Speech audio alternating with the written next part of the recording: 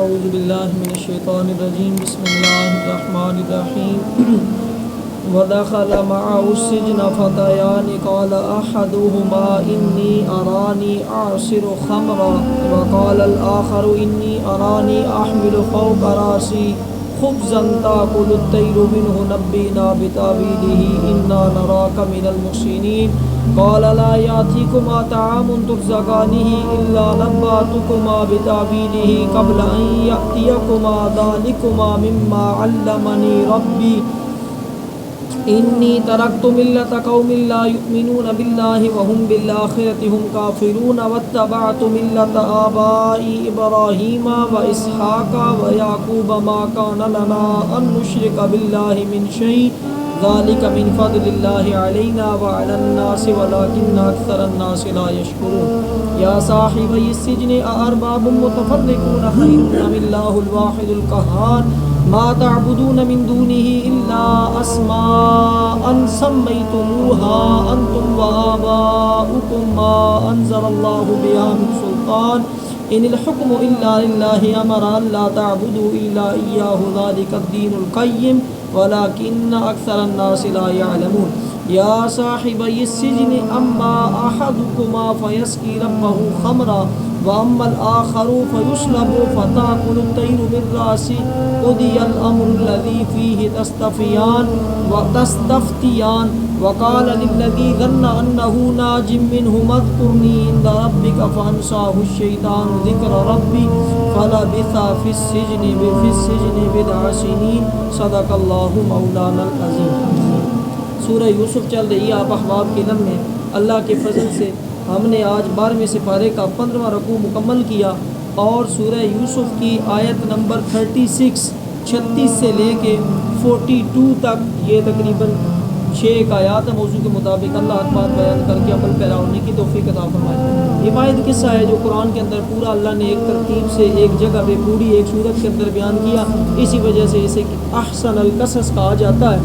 اور یہ اپنی ترتیب سے چلا آ رہا ہے۔ کل آخری بات یہاں تک پہنچی تھی کہ جب عزیز مصر کی بیوی نے اپنی جو بدنامی ہو رہی تھی اس کو بچانے کے لیے جو عورتیں باتیں کر رہی تھیں انہیں جمع کر کے ان کے سامنے دعوت کی تھی سب کی، اور حضرت یوسف علیہ السلام کو سامنے لایا اور انہوں نے بھی حضرت یوسف علیہ السلام کا حسن دیکھا اور عورتوں کا جو فریب تھا انہوں نے مل کے اپنا جال جو ہے وہ یوسف علیہ السلام پہ بچھانے کی کوشش کی، تو وہاں پہ یوسف علیہ السلام نے دعا کی کہ اللہ مجھے اس فریب سے بچا، مجھے اس سے جو ہے نا وہ قید ہی بہتر ہے، تو اللہ تبارک و تعالیٰ کی حکمت سے آپ قید خانے میں ڈال دیے گئے۔ یہ یہاں تک کل ہم نے پڑھا۔ آج آگے کی بات ہے، جو ہی آپ قید میں ڈالے گئے اور اس کے ساتھ قید خانہ میں 2 جوان داخل ہوئے۔ آپ علیہ السلام کو جب قید میں تھے تو 2 جوان آئے جو قیدی بنا کے ان کے پاس لائے گئے۔ ان میں ایک بولا کہ میں نے خواب دیکھا کہ شراب نہیں چھوڑتا ہوں، اور دوسرا بولا میں نے خواب دیکھا کہ میرے سر پر کچھ روٹیاں ہیں جن میں سے پرندے کھاتے ہیں، ہمیں اس کی تعبیر بتائیے، بے شک ہم آپ کو نیکوکار سمجھتے ہیں۔ دیکھیں بندہ اپنا کیا نام ہے اپنا صفدر صاحب جیل کے اندر ہے، ٹھیک ہے، اور بندے آ کے اس سے قید اس کی خواب کی تعبیر پوچھ رہے ہیں، یعنی بندوں کو بھی پتہ تھا کہ ان کو بے گناہ جیل میں ڈالا گیا ہے، یہ بڑے اللہ کے نیک بندے ہیں، برگزیدہ بندے ہیں۔ اور روایات کے اندر ہے کہ انہوں نے یوں الفاظ کہے تھے، انہوں نے کہا تھا کہ آپ رات کو عبادت کرتے ہیں اللہ کی، دن کو روزہ رکھتے ہیں، آپ اتنے اللہ کے نیک بندے ہیں، آپ اتنے پرنور چہرہ ہیں، اتنا حسن اللہ نے آپ کو دیا ہے اور اتنا آپ عورتوں کے مکر سے بچ گئے، یعنی تو وہ آپ کو نیک اور پاک سمجھتے تھے۔ باقی یعنی دیکھیں نا جو ہمارے جو 4 امام گزرے، امام ابو حنیفہ، امام احمد بن حنبل، امام شافعی، امام مالک، ان کے اوپر بھی جناب جو کوئی اپنی حکومت چلانا چاہتا کہ ہمارے مطابق فتویٰ دو، انہوں نے کہا ہم نے جو قرآن اسلام ہے وہ بات کرنی ہے، ان کو اٹھا کے جیل میں ڈال دیا گیا اور کوڑے بھی لگوائے گئے، سارا کچھ کیا گیا۔ انہوں نے کہا جو اللہ کا کلام ہے ہم اس سے پیچھے آپ سلم کو بھی دیکھ لیں، اس کو اس کے ساتھ ملائیں نا۔ آپ سلم کو بھی شیب ابی طالب میں 3 سال کے لیے، ٹھیک ہے جی، پورا معاہدہ وہ جو بائیکاٹ کر لیا گیا تھا کہ آپ سوشل بائیکاٹ جسے کہا جائے، سماجی قطع تعلقی، سوشل بائیکاٹ انگلش میں، اردو میں سماجی قطع تعلق، کہ جناب سب نے آپ سلم سے اور آپ کے ماننے والوں سے قطع تعلق، اور آپ شیب ابی طالب ایک گھاٹی کے اندر 3 سال، اور یہاں تک نوبت پہنچی کہ بچوں کے رونے کی آوازیں آتی تھیں اور بھوک سے اور گھاس اور پتے اور وہ کھا کے مسلمانوں نے گزارا کیا، لیکن پھر اللہ نے بعد میں وہ عروج اور وہ بھی چیزیں دی تھی۔ تو المختصر کہ یوسف علیہ السلام وہاں پہ اپنے لوگوں کو علم تھا کہ یہ قیدی انہوں نے اپنی مرضی سے بادشاہ نے اپنا، جیسے آج کل بھی ہم سے پتہ ہوتا ہے کہ یار یہ بندہ جو ہے نا بے گناہ ہے، لیکن بس ابھی جو فلانے طاقتور ہے یا وہ 2 نمبر یا پیسہ دے کے یا دھوکے سے یا رشوت سے وہ اس ظلم غریب کے اوپر جو ہے وہ ظلم کر رہے ہیں، تو وہ معاملہ اس طرح کا تھا۔ تو انہوں نے دونوں نے ایک روایت اس کی یہ ہے کہ ان دونوں نے جان بوجھ کے صرف یوسف علیہ السلام کو آزمانے کے لیے، چیک کرنے کے لیے جھوٹے خواب گھڑ کے جو ہے وہ بنائے باہر، یا ایک دوسری روایت یہ ہے کہ واقعی وہ انہوں نے یہ خواب دیکھے تھے اور وہ یوسف علیہ السلام کو نیک سمجھتے تھے، اس لیے آپ سے وہ تعبیر پوچھنے کے لیے آ گئے کہ ہمیں اس کا کوئی تعبیر پتہ چلے۔ اور ایک اس کی روایت یہ بھی ہے کہ ایک بندہ ان کا خانسامہ تھا، باورچی تھا، اور ایک بندہ جو تھا وہ ان کو مساقی جو ہے وہ مطلب پانی شانی دینا اور وہ کرنے والا، تو ان کے اوپر الزام تھا کہ انہوں نے بادشاہ کو جو ہے وہ کھانے کے اندر زہر ملا کے دیا ہے، جس وجہ سے ان دونوں کو اس کے اندر قید کے اندر یا جیل کے اندر بند کر دیا گیا۔ اور ایک یہ بھی تھا، روایت یہ بھی ہے کہ ان ایک دفعہ بادشاہ کو انہوں نے جب کھانا دیا، ایک پانی ساقی تھا اور ایک کھانا دینے والا تھا، تو کھانا بادشاہ کو پسند نہیں آیا یا اس کو کھانے کے اندر جو بھی معاملہ تھا، المختصر کسی الزام کسی وجہ سے وہ جیل میں آ گئے۔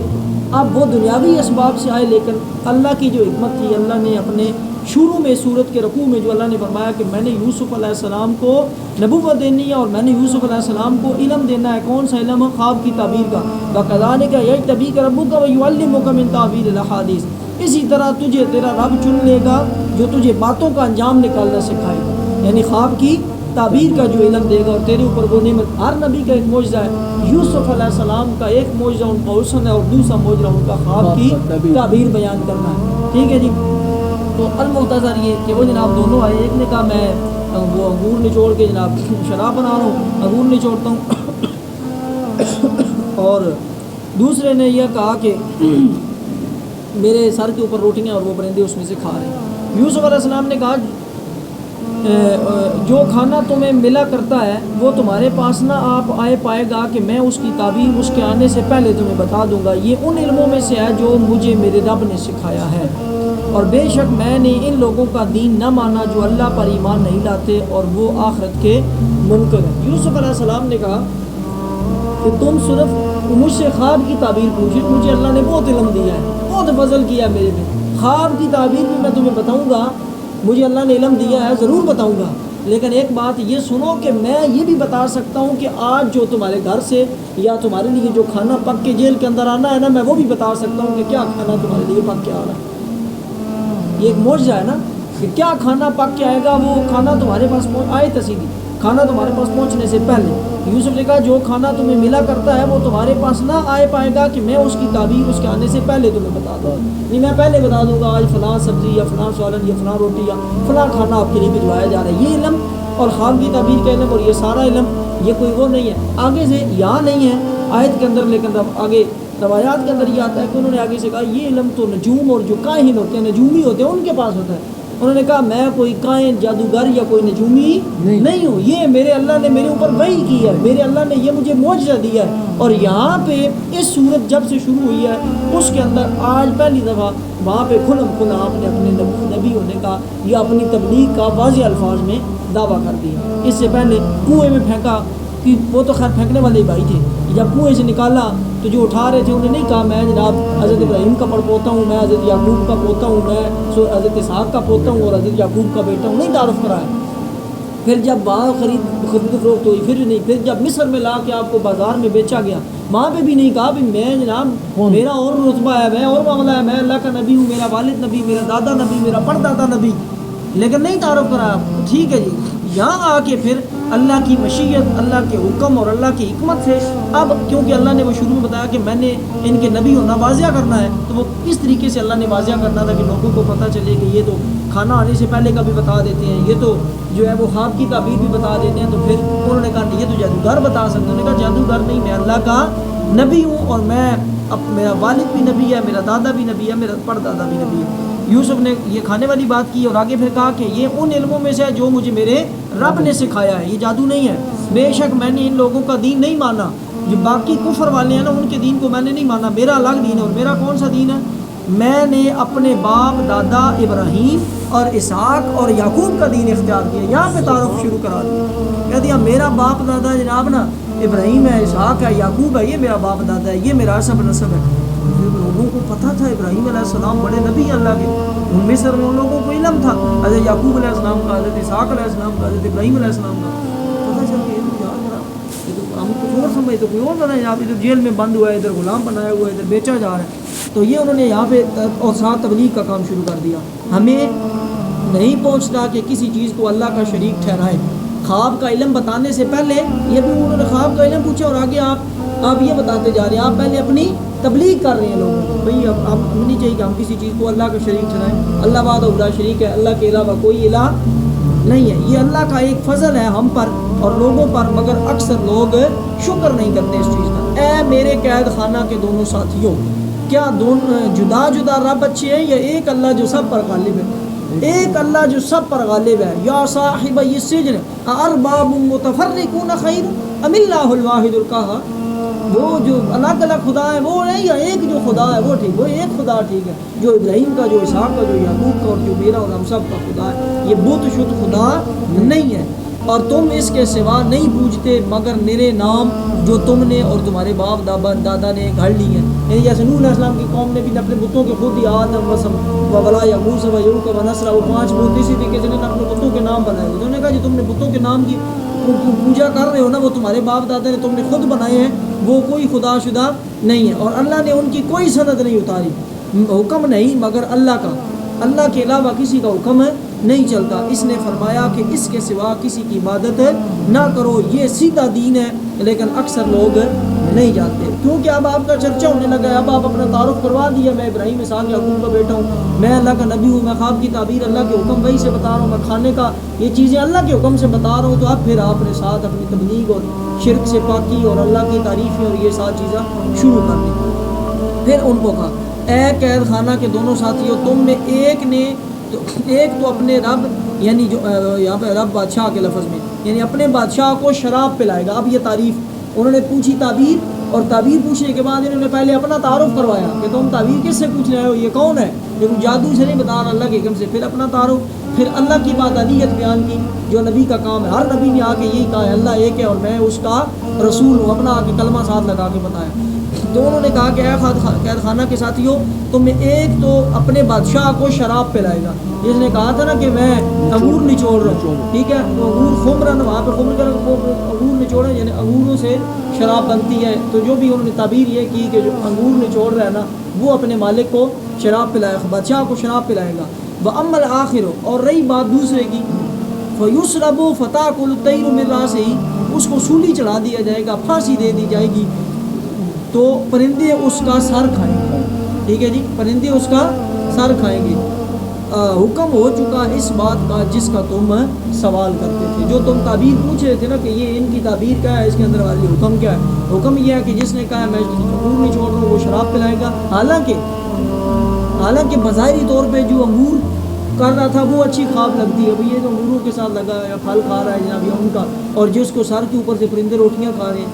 تو ٹھیک ہے، بلکہ وہ اچھی لگتی تھی، اور جو انگور نچوڑ رہا وہ لگتا ہے کہ یہ شراب بنا رہا، الٹ لگتی تھی. لیکن آپ نے تعبیر اس طریقے سے صحیح بتائی. ہمیں بتایا جو انگور والا نا یہ شراب پلائے گا، اور جو سر سے روٹیاں نہ کھلا سے کھایا نا کہ آپ چھت پہ بھی رکھیں پرندے کھانا کھائیں تو وہ صدقہ اور دعا. لیکن بظاہر وہ ٹھیک لگتی تھی کہ اس کے اوپر سے جناب سر پہ ٹوکا ہے روٹیوں کو، اس میں سے روٹیاں کھا رہے ہیں، تو وہ اچھی تعبیر ہے نا. وہ الٹی جو انہوں نے کہا اس کو پھانسی دیا جائے گا اور اس کے سر کو پرندے جو ہے نا وہ نوچ کے کھا جائیں گے. اس طرح استغفر اللہ.